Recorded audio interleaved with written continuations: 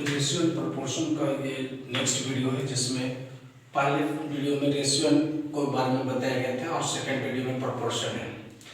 अलग अलग कर देने से थोड़ा डिटेल देने में आसानी होता है, वरना दिक्कत हो जाता है। क्योंकि ऑफलाइन नहीं है कि आप सामने में कुछ पूछ लीजिएगा, ऑनलाइन है तो थोड़ा सा डिटेल में लिखना पड़ता है या कोई चीज़ को बताना पड़ता है।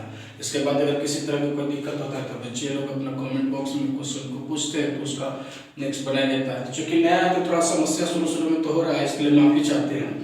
धीरे धीरे सब समस्या दूर हो जाएगा आप लोग का। पढ़ाई का मतलब एक नई चीज़ मिलेगा, विश्वास रखिए इस पर। 25 साल से पढ़ा रहे हैं लेकिन अनुभव है, कमाया कुछ नहीं है। देखिए प्रोपोर्शन क्या है, डिफाइन कहता है if four quantities A, B, C, D are such that the ratio A ratio B is equal to the ratio C ratio D, then we say A, B, C and D are in proportion। अगर चार ratio A, B, C, D दिया हुआ है तो दो ratio को बीच में equal अगर साइन दे दिया जाता है तो प्रोपोर्शन हो जाता है। जब रेशियो को निकालेगा तो A by B, इस रेशियो को C by D cross multiplication करेंगे तो A into D और B into C ये बराबर हो जाएगा। जिसमें से A और D बाहर का टर्म है इसलिए इसको एक्सट्रीम टर्म बोलते हैं, और B और C अंदर का टर्म है इसलिए इसको मिडिल टर्म कहते हैं।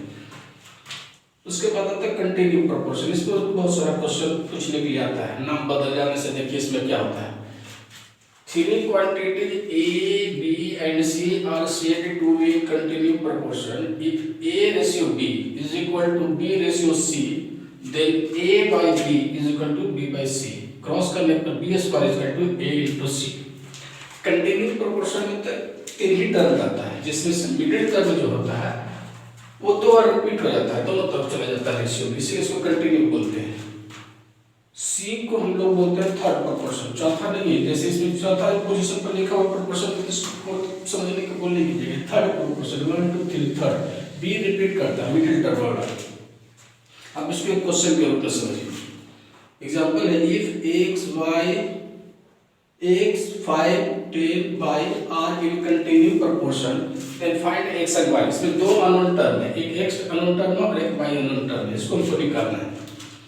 x 5 10 by are in continuous proportion है, इसलिए x बटे 5 इक्वल टू 5 बटे 10 इक्वल टू 10 बटे 5 इक्वल टू, मतलब पहले वाले से दूसरे को तीसरे का साथ, तीसरे का चौथे के साथ, चौथे का पांचवे के साथ, ऐसे अगर इक्वल करते चले जाइएगा तो ये कंटिन्यू प्रोपोर्शन होता है। बहुत सारा अगर प्रोपोर्शन दे देगा तो इसी तरह से बनेगा। अभी ये दो टर्म को ले लीजिए, ये दो टर्म को ले लेते हैं, ये दो टर्म को ले लिए, इन दोनों से क्रॉस किए तो हमारा 10x into 5 into 5 यानी x is equal to 5 into 5 बटे 10, क्रॉस करते हैं तो 5 by 2 यानी x का वैल्यू हमको 5 by 2 आ गया। दूसरा टर्म इससे लेते हैं तो y into 5 5 by और 10 into 10 y is equal to 10 into 10 बटे 5 यानी 20। इस तरह से इसके कंटिन्यू प्रोपोर्शन में x और y का जो पोजीशन है उस पोजीशन के हिसाब से x का वैल्यू 5 बटे 2 और y का वैल्यू 20 आएगा। अब ये और इसमें बहुत मतलब अलग है रेशियो प्रोपोर्शन, ऐसा मत समझिए कि जो जनरल पढ़ते हैं ऐसे। देखिए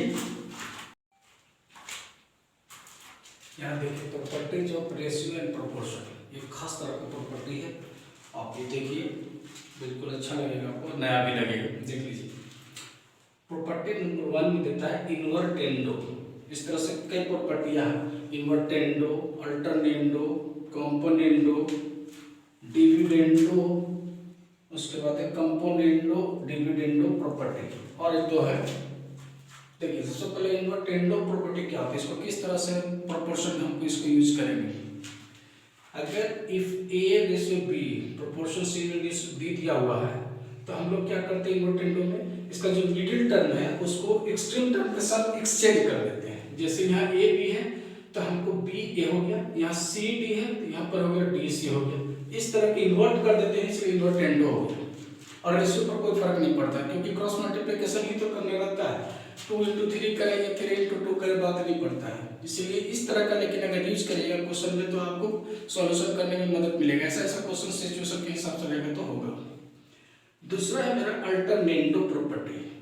अगर A ratio B proportion C ratio D दिया हुआ था, ऐसे स्थिति में क्या करते हैं अल्टरनेट कर देते हैं, यानी फर्स्ट टर्म का जो फर्स्ट टर्म होता है उसका सेकेंड टर्म का फर्स्ट टर्म के साथ में आ जाता है, इसका सेकेंड टर्म यानी मिडिल टर्म के साथ में उसका चेंज कर जाता है, यानी ए बी के साथ में सी और सी के साथ में बी चला गया, ये सी चला गया यहाँ, ये बी चला गया यहाँ, एक्सट्रीम टर्म में कोई फर्क नहीं आता है। इस तरह से अल्टरनेटो कर दे, मिडिल टर्म को जो है अब जगह बदल दीजिए, जगह बदल दीजिए, सी को यहाँ बी को यहाँ, इस तरह का अगर प्रॉपर्टी करिएगा तो ये अल्टरनेटो प्रॉपर्टीज होगा।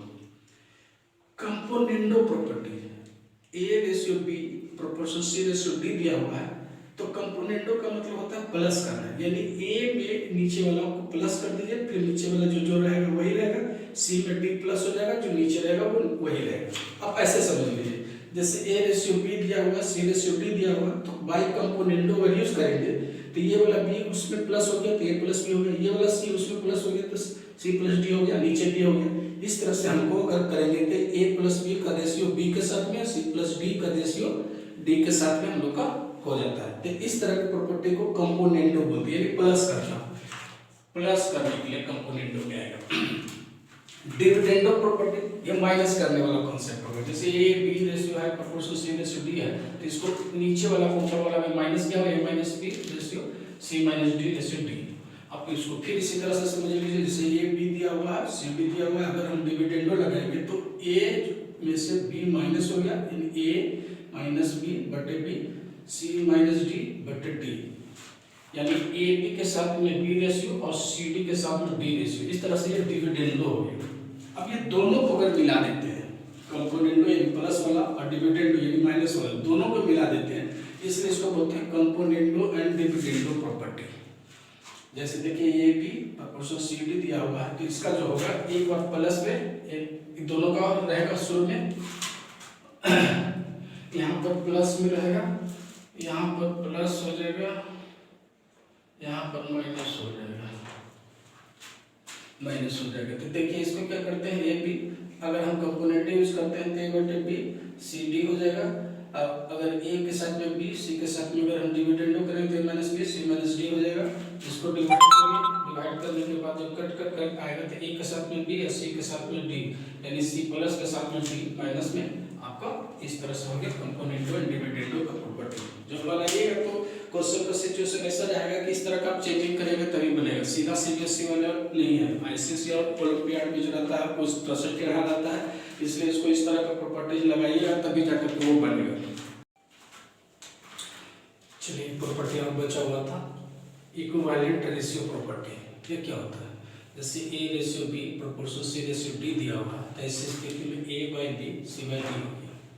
तो इसमें क्या होता है, ये जो एक का फर्स्ट थर्ड सेकंड फोर्थ जो नंबर दिया हुआ, जैसे हम लोग लिख दिए थे ये वाला नंबर को, यानी जो है ए को साथ सी में जोड़ दीजिए और यही सी को घटा दीजिए, बी को डी में जोड़ दीजिए, बी में डी को घटा दीजिए, यानी ए प्लस सी और B plus D is equal to A minus C, और जो नीचे हो गया हम लोग को जो निकले बी माइनस डी। इस तरह का जो बन जाता है प्रॉपर्टी, इसको बोलते हैं इक्विवेलेंट प्रॉपर्टीज। अब देखिए कुछ एग्जांपल्स हैं, प्रॉपर्टीज तो हो गया, अब एग्जांपल्स के द्वारा समझिए कि उस फॉर्मूला को हम लोग अप्लाई कैसे करेंगे। If A ratio B equal to C ratio D, तो प्रूव करना है कि 3a माइनस 5b बटे 3a plus 5b is equal to 3c minus 5d by 3c plus 5d। Solution करते हैं, तो हमारा जो क्वेश्चन है a by B is equal to c by d is equal to, कोई जो अगर ऐसा रेशियो में रहेगा तो उसको k लेट कर लीजिए या c के लिए मान लीजिए। तो a बराबर हो गया b के और c बराबर हो गया d के। LHS का पोर्शन आप लिख लीजिए, लिख दिया गया 3a minus 5b 3a plus 5b।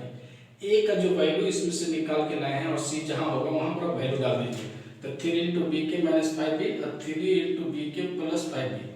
इसमें देख लीजिएगा कि आपका b कॉमन हो रहा है, तो हम b को निकाल दें, तो 3k माइनस 5 और इसमें से b 3k प्लस 5, b से b हट जाएगा तो हमारा 3k माइनस 5 और 3k प्लस 5 ये मिल गया मेरा LHS। अब आ जाइए RHS में, RHS का पोर्शन 3c माइनस 5d वहाँ लिखा हुआ, 3c प्लस 5d यहाँ लिखा हुआ।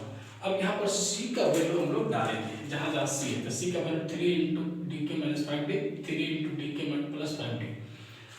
इसमें से हम लोगों का d कॉमन हो जा रहा है, तो d निकाल दिए, तो 3k माइनस 5 और 3k प्लस 5, d से d खत्म हो जाएगा, तो यहाँ 3k माइनस 5 और 3k प्लस 5 आ गया।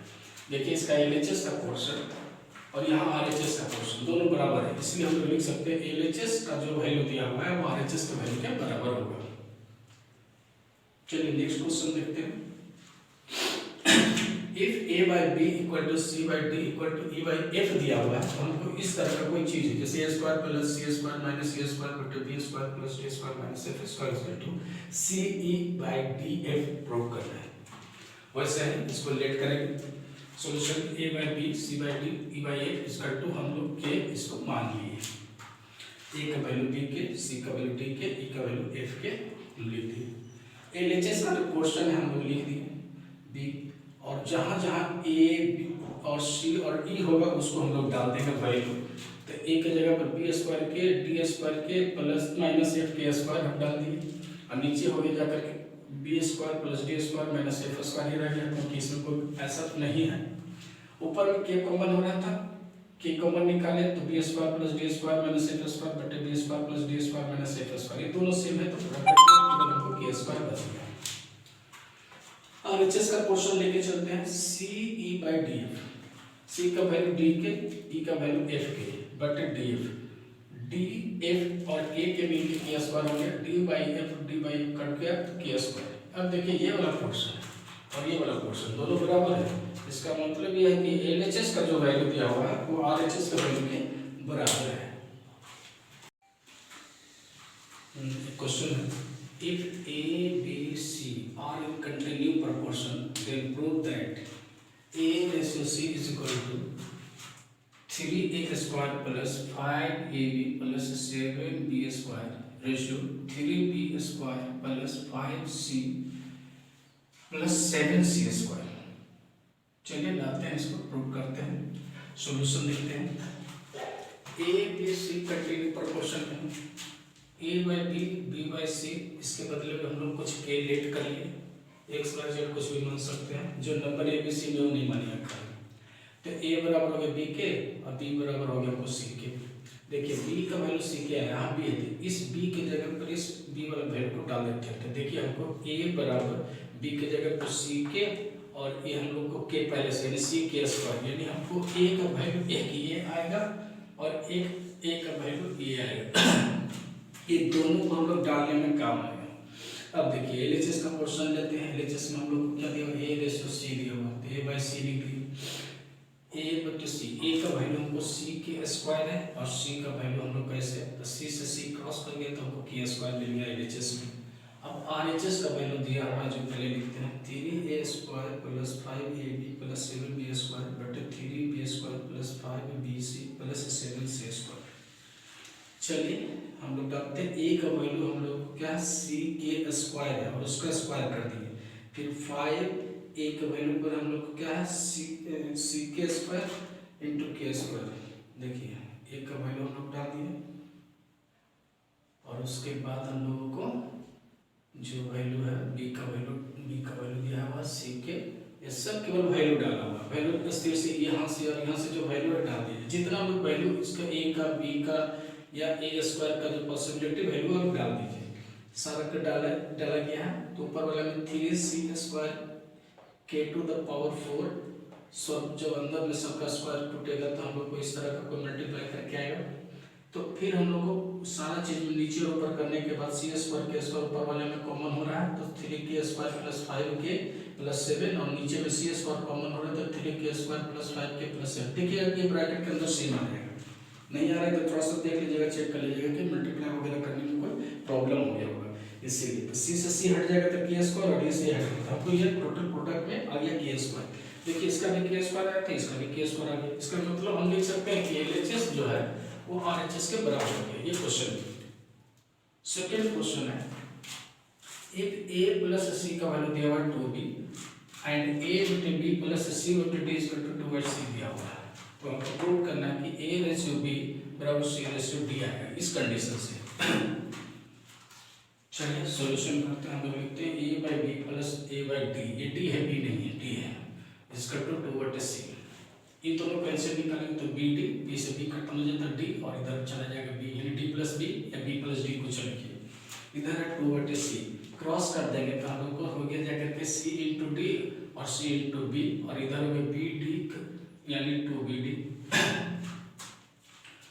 इसमें से देखिए सी कॉमन हो रहा था, हमको हो गया सी डी, सी कॉमन निकालने तो डी प्लस, इधर हम लोग को जो वैल्यू है डी की जगह 2b का वैल्यू क्वेश्चन में दिया हुआ है 2b की जगह पर a प्लस सी डाल दिए तो डी से मल्टीप्लाई करेंगे तो A D plus D C आ गया।